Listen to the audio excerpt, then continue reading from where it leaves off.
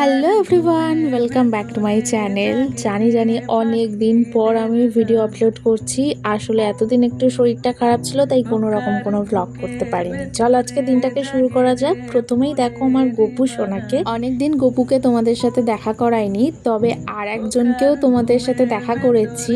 ইনি হচ্ছে কিন্তু আমাদের বাড়ির নিউ মেম্বার। আসলে এই গপুটা হচ্ছে ঘন্টুর। ওরা কিছুদিন আগেই গেছিল মায়াপুরে, সেখান থেকেই গপুকে এনেছে। আমার তো ভীষণ ভালো লেগেছে, তাই তোমাদেরকেও একটু আলাপ করিয়ে দিলাম। আর ওয়েদারটা দেখো কি ভালো, মানে এইরকম ওয়েদার তো আমার বরাবরই পছন্দের। তারপরে আজকে লাঞ্চ করলাম ডিম কষা আর ভাত দিয়ে।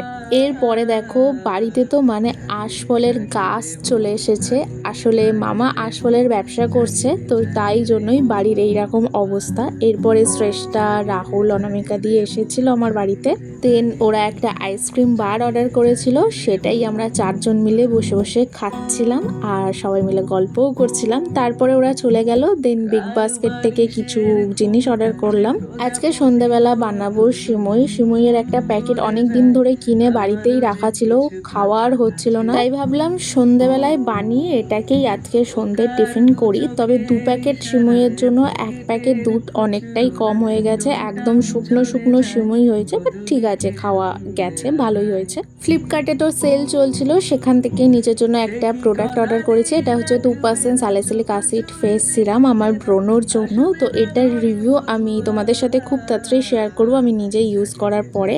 আর মায়াপুর থেকে বোন আমার জন্য এই দুটো গিফট এনেছে, ভীষণই সুন্দর। তারপরে এনেছে এই খাস্তা গজাতা, এটা খেতে তো আমার ভীষণই ভালো লাগে। তো চলো আজকের ব্লগটা এখানে এন্ড করছি, বাই।